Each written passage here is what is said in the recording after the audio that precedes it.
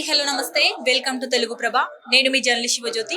So ఈరోజు బషీర్బాగ్లోని press క్లబ్లో జాతీయ జనగణనలో బీసీల కులగణన జరగడం లేదు అంటూ కూడా ఇక్కడ మీడియా సమావేశం నిర్వహించారు. ఈ మీడియా సమావేశం యొక్క ముఖ్య ఉద్దేశం ఏంటో మనం బీసీ నాయకులను అడిగి తెలుసుకుందాం. చెప్పండి సార్, ఏంటి ముఖ్య ఉద్దేశం ఏంటి? ఈరోజు దాదాపుగా గత 15 సంవత్సరాలుగా బీసీలకు జనగణనలో కులగణన చేయాలని చెప్పి పెద్ద ఎత్తున బీసీ ఉద్యమాలు చేయడంతో గత సంవత్సరం ఏప్రిల్లో బీసీ సంక్షేమ సంఘం జాతుల శ్రీనన్న గారి ఆధ్వర్యంలో ఇక్కడ నుంచి ఢిల్లీ పోయి పెద్ద రైలు కట్టుకొని ఢిల్లీ పోయి పెద్ద ఎత్తున జంతర్ మంతర్ దగ్గర ధర్నా నిర్ణయించడంతో కేంద్ర ప్రభుత్వం తన క్యాబినెట్ నిర్ణయం తీసుకొని బీసీలకు కులగణనలతో జనగణనలో కులగణన చేస్తామని చెప్పి కేంద్ర కేబినెట్ నిర్ణయం తీసుకుంది. స్వయానా నరేంద్ర మోదీ గారి అధ్యక్షతన జరిగినటువంటి కేంద్ర కేబినెట్ నిర్ణయం తీసుకుంది. కానీ ఈరోజు మీరు చూసుకున్నట్టయితే ముఖ్యంగా ఈ జాతి జనగణనలో కులగణన దాదాపుగా 1931 అంటే స్వతంత్రం రాకముందు బ్రిటిషర్లు కులగణన చేసి ఏ కులం ఎంతుంది అని చెప్పి ఆ సంవత్సరం 1931లో చేస్తే తర్వాత దాదాపుగా ఈ దేశంలో 16 సార్లు జనగణన చేసింది. ఆ 16 సార్లు చేసిన జనగణనలో ఎక్కడా కూడా కులగణన చేయలే. దాదాపు స్వతంత్రం వచ్చి 80 సంవత్సరాల దాదాపుగా 80 సంవత్సరాలు దగ్గర పడుతున్న క్రమంలో మొన్నటికి మొన్న పెద్ద ఎత్తున ఉద్యమాలకు తలొక్కి కేంద్ర ప్రభుత్వం ఈ నిర్ణయం తీసుకున్న తర్వాత ఈ నెల అంటే ఈ సంవత్సరం ఏప్రిల్ నుంచి మొదటి విడతగా ఈ దేశంలో ఎన్ని హౌసెస్ ఉన్నాయి, దాని తర్వాత జనగణన చేద్దాం కులగణన చేద్దాం అని చెప్పి ఒక నోటిఫికేషన్ రిలీజ్ చేసింది కేంద్ర మంత్రిత్వ శాఖ. దానిలో ఈరోజు చూసుకున్నట్టయితే 33 అంశాలకు పెట్టింది. 33 అంశాలు అంటే 33 కాలమ్స్. అంటే మీ పేరు, మీ ఇంటి పేరు, మీరు ఏం చేస్తూ ఉన్నారు, దానిలో ఎంత ఘోరం అంటే మీ టాయిలెట్స్ ఉన్నాయా, ఉంటే ఏ టాయిలెట్ వాడుతున్నారు, మీకు వ్యాన్ ఉందా, జీప్ ఉందా, ఉంటే ఫోన్ ఉందా, ఫోన్ ఉంటే టెలిఫోన్ ఉందా, లేకపోతే ఇంటర్నెట్ వాడుతున్నారా, ఇవన్నీ అంశాలు ఇచ్చారు. దీంతో పాటుగా 12వ అంశం కింద కాలం కింద ఒక ఇంటి యజమాని అయినటువంటి ఇంటి యజమాని ఏ కులానికి అంటే ఎస్టీనా, ఎస్సీనా, లేకపోతే అదర్స్ అన్న ఉద్దేశంతో వాళ్ళు కాలం ఇచ్చారు. మేము అడుగుతా ఉన్నాం బీసీ సంఘం నాయకులుగా, ఈ దేశంలో మీరు పెద్ద ఎత్తున ఉద్యమాలు చేయడంతో మీరు అడుగుతా ఉన్నారు కదా, మీరు కులగణన చేస్తామని చెప్పారు కదా, కులగణన అంటే ఏంది? ఎస్సీ కానీ ఎస్టీ కానీ ఉంటే దానిలో కులగణనలో భాగంగానే రెడ్డి గౌడ్స్ ఉన్నారా, ముదిరాజులు ఉన్నారా, గొల్ల కుర్మాలు ఉన్నారా, పద్మశాలీలు ఉన్నారా, కులం విలువ తెలవాలి కదా. మీరు కులగణన గురించే కదా ఇంత ఎత్తున పోరాటం జరిగింది. ఆ కులగణన అదర్స్ మాత్రమే అంటా ఉన్నారు. అదర్స్ అంటే ఎవరు అనుకోవాలి?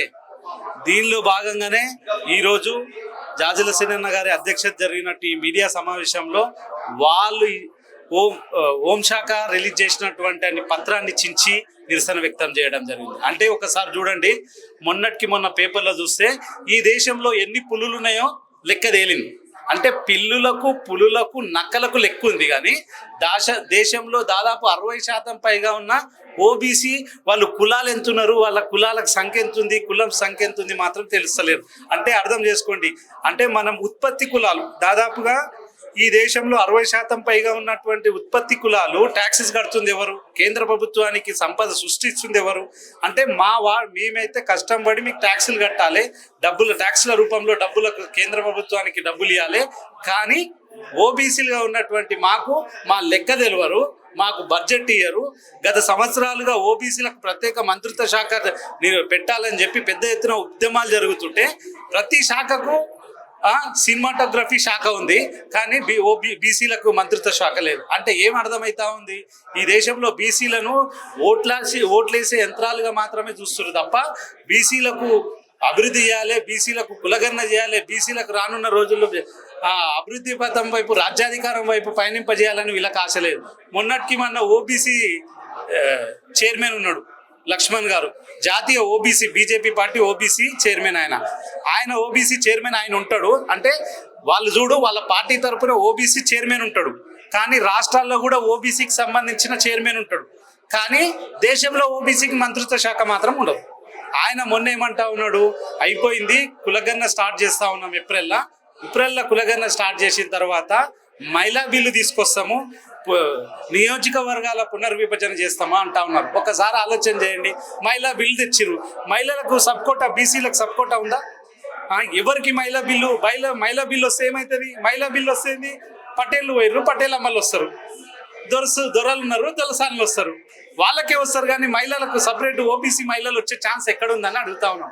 అంటే ఈ ముఖ్యంగా దేశంలో అధికారంలో ఉన్నట్టు బీజేపీ పార్టీ కానీ రాష్ట్రంలో ఉన్నటువంటి కాంగ్రెస్ పార్టీ మీరు చూసిరు మొన్న స్థానిక సంస్థల ఎన్నికలు 42% రిజర్వేషన్ ఇస్తే తుంగలో దొక్కి ఈరోజు ఏం జరిగిందో.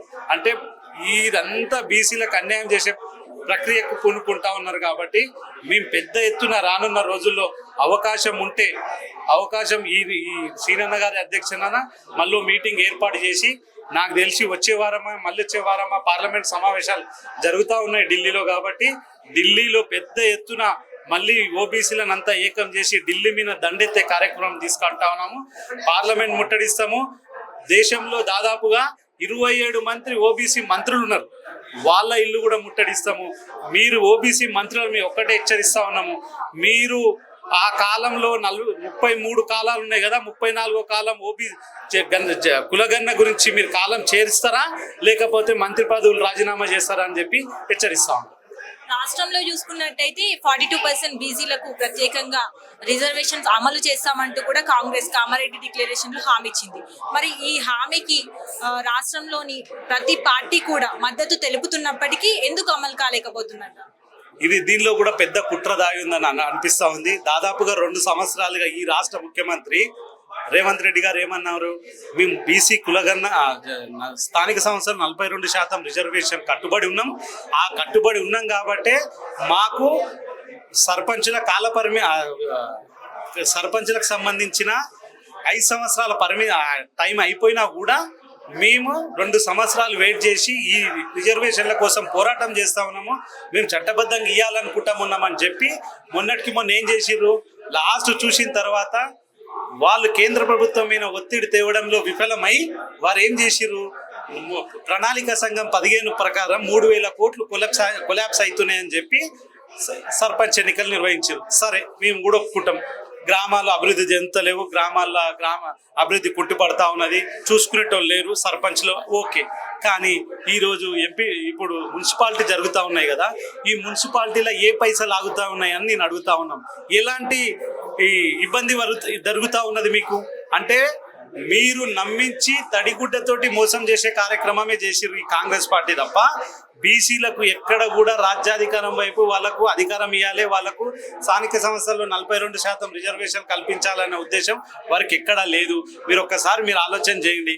వాళ్ళు ఏమన్నారు ఇంతకు ముందు జరిగినప్పుడు సర్పంచ్ ఎన్నికల్లో జరిగిన తర్వాత మీ మీడియా సభ్యులందరినీ కూర్చోబెట్టి సమావేశం పెట్టి ఏమన్నాడు, మేము క్లియర్గా అయిపోయింది, సర్పంచులు మేము ఇన్ని గెలిచినాం, వాళ్ళు అన్ని గెలిచిరని చెప్పిన తర్వాత మేము శాసనసభ సమావేశాలు ఏర్పాటు చేయాలనుకుంటున్నాం.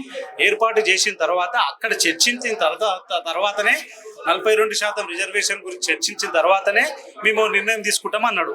4 రోజులు నడిచింది ఏది సమావేశాలు.